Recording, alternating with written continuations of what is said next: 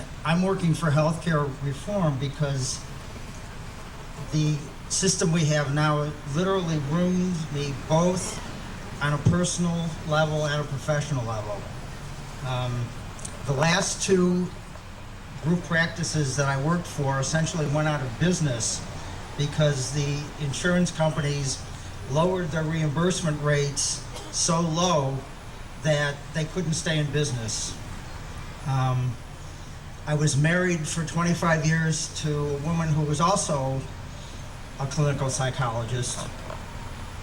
And in 1994, after the first of those two group practices went out of business, I moved to a small town in Iowa because I knew my income was going to go down further, and I wanted to live somewhere where the cost of living was going to be low, as well as serving a population, a rural area that has been historically underserved.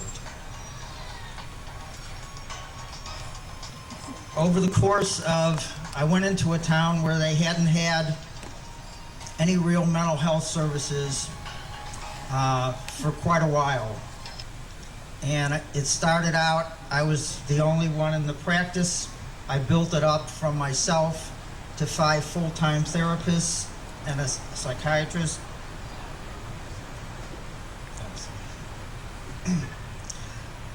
This was a group that had been in existence for 25 years in eastern Iowa.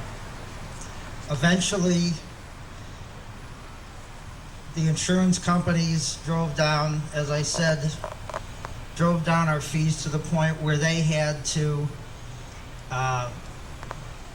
they allowed themselves essentially to be purchased by a large medical center in the Quad Cities, who were only able to keep the practice going by slashing everybody's income. At that point, I left and went into business consulting.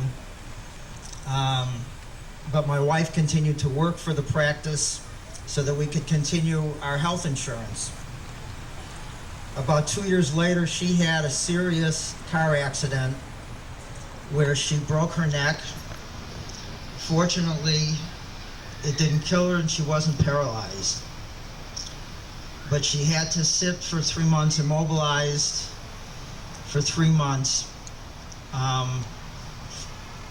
The insurance that we had covered her expenses, but during that time she lost her job, and she was left with conditions afterwards that were clearly indicative of traumatic brain injury. We no longer had insurance to have her treated, and I watched her as she declined, psychologically, cognitively, emotionally. Eventually we moved back to the Chicago area,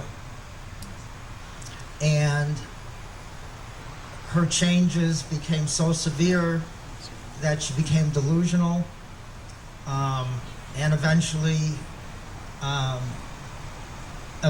filed for divorce.